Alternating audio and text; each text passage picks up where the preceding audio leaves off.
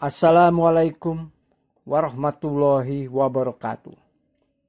Selamat datang di channel kami yang selalu menyajikan kisah-kisah inspiratif dari para wali Allah. Pada kesempatan kali ini, kami akan berbagi kisah karomah Syekh Jangkung, seorang wali Allah yang mampu menumpas penguasa alas roban. Syekh Jangkung juga disebut Sahridin, adalah seorang pemuka agama Islam. Dia juga dermawan, suka beramal, dan membantu orang miskin dan duafa. Orang-orang Pati, Jawa Tengah, tidak terlalu banyak berbicara tentang kehebatan berdakwahnya. Kesaktiannya lebih menonjol diceritakan dari generasi ke generasi oleh penduduk Pati. Syekh Jangkung digambarkan sebagai seorang yang sangat sakti dalam banyak cerita. Cerita tersebut sangat terkenal. Sebenarnya, siapa Syekh Jangkung atau Sahridin?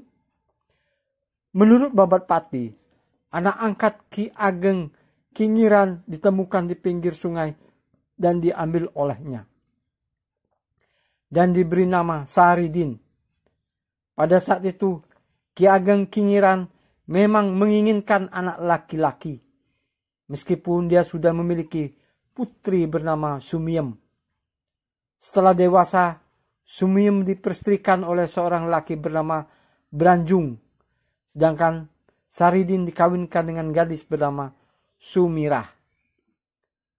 Pada akhirnya, Ki Ageng Kingiran, orang tua Sahridin yang sudah lanjut usia, berpesan bahwa jika dia meninggal, Branjung suami Sumiem dan Sahridin akan mendapatkan satu pohon durian miliknya. Ki Ageng Kingiran berpesan bahwa Branjung akan menerima buah durian pada siang hari dan Sahridin akan menerimanya pada malam hari. Dengan kata lain, buah durian yang jatuh pada siang hari adalah rezeki Branjung, sedangkan jika jatuh pada malam hari itu adalah rezeki Sahridin. Ternyata durian tidak ada yang jatuh pada siang hari, tapi pada malam hari banyak yang jatuh. Branjung mulai iri hati dan berpikir untuk menyamar menjadi harimau, menakut-nakutin Sahridin. Setelah berubah menjadi harimau, dia langsung menuju pohon durian. Saat Sahridin melihat harimau di pohon durian, dia segera menombaknya dan harimau itu akhirnya mati. Oleh petinggi Pati, Sahridin dakwah telah melakukan pembunuhan hingga harus dijatuhi hukuman. Penguasa Pati menahan Sahridin. Sebelum dipenjara, dia bertanya, apakah dia boleh pulang ketika dia kangen anak dan istrinya? Berapa kali Sahridin bisa pulang keluar dari penjara di malam hari dan kembali lagi esok harinya. Setelah petugas menjawab boleh asal bisa, tidak diragukan lagi. Hal ini membuat penguasa Pati jengkel dan akibatnya Sahridin dihukum gantung. Tapi pada saat dia digantung, para petugas tidak mampu menarik talinya karena terlalu berat. Sahridin ingin membantu dan Adipati berkata, boleh asal bisa. Dengan izinnya itu, Sahridin lepas dari talinya dan ikut menarik tali gantungan. Adipati semakin marah dan menyuruh Sahridin dibunuh segera. Kemudian Sahridin memutuskan untuk melarikan diri dan belajar dari Sunan Kudus. Sahridin selalu menunjukkan saktiannya di padepokan Sunan Kudus. Saat Sunan Kudus menyuruh Sahridin bersahadat, para santri memandangnya sebelah mata karena mereka tidak tahu apakah dia bisa mengucapkannya dengan benar. Namun, semua orang tidak mengantisipasi apa yang terjadi. Dengan cepat Sahridin lari mendaki pohon kelapa yang sangat tinggi dan dengan tanpa keraguan terjun dari atas. Dia tidak mengalami masalah sampai dia berada di tanah. Semua orang kaget dengan apa yang terjadi. Sunan Kudus menjelaskan bahwa Saridin bukan hanya mengucapkan syahadat, tetapi dia bersahadat dengan keseluruhan, menyerahkan keselamatan dirinya pada kekuatan tertinggi. Anak kecil juga bisa kalau hatinya sekedar mengucapkan kalimat syahadat. Namun para santri terus melecehkan Saridin. Dalam proses mengisi bak air untuk wudhu, Saridin tidak diberi ember. Sebaliknya, dia diberi keranjang, dan dengan keranjang itulah Saridin dapat mengisi bak air sampai penuh. Karena Saridin tampaknya memiliki banyak kelebihan, sehingga dia akhirnya diusir Sunan Kudus secara halus. Dia harus keluar dari tanah Kudus. Kemudian dia bertemu dengan Sunan Malaya atau Sunan Kalijaga, guru sejatinya. Saridin diperintahkan untuk bertapa di lautan hanya dengan 2 buah kelapa. Setelah bertapa di laut selama berhari-hari, dia akhirnya terdampar di salah satu kerajaan di Pulau Sumatera yang belum menjadi wilayah kerajaan Mataram. Sebagai hamba Mataram yang ingin menguji kesaksian sang raja, raja menganggap remeh Sultan Agung. Saridin berkata, "Aku bisa menghitung kekuatan pasukan kerajaan ini yang padu gelar di alun-alun kerajaan." "Ya, coba kalau bisa kamu hitung ribuan pasukanku dengan cepat, tepat.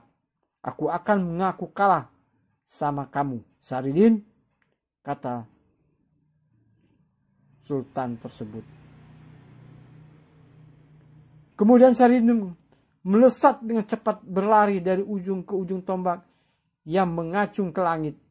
Semuanya dihitungkan cepat. Setelah menebak jumlah pasukan yang berbaris, dia kemudian berdiri di hadapan raja.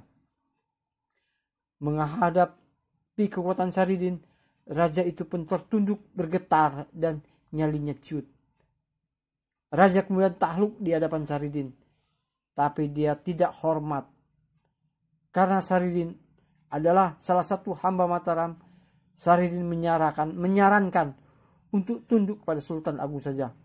Karena itu, raja tunduk takluk pada Sultan Agung tanpa perlawanan.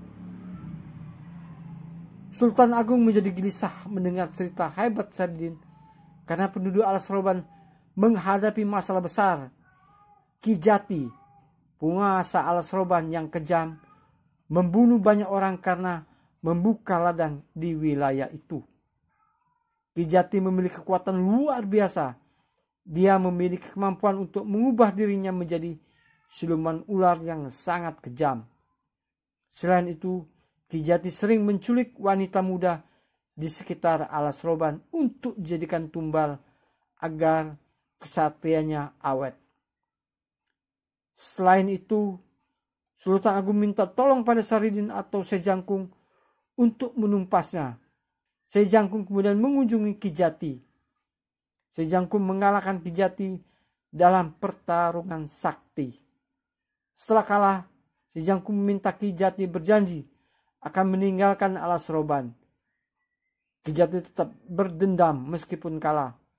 Penguasa Mataram memberi Sejangkung hadiah karena berhasil menumpas penguasa Alas Roban dan memberikan kesempatan kepada Sejangkung untuk menikah dengan kakak perempuannya, Retno Jinoli.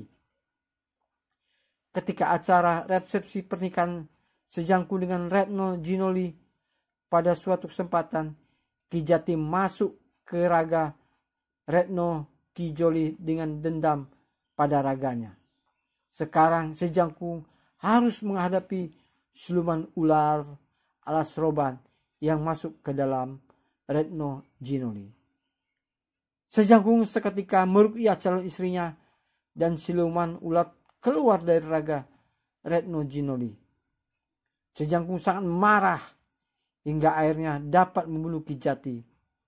Wanita terah keraton Mataram itu kemudian menjadi istri sah Sejangkung dan diboyong ke Miono. Ketika usianya mendekati senja, Sejangkung memutuskan untuk menjadi petani dan mendirikan perkampungan baru di wilayah Pati, Jawa Tengah. Demikianlah beberapa karomah Syekh Jangkung yang menakjubkan. Karomah-karomah ini menunjukkan betapa tingginya derajat dan kedekatan beliau dengan Allah. Karomah-karomah ini juga menunjukkan betapa besarnya kekuasaan dan kehendak Allah. Karomah-karomah ini juga menunjukkan betapa indahnya Islam dan ajaran-ajarannya.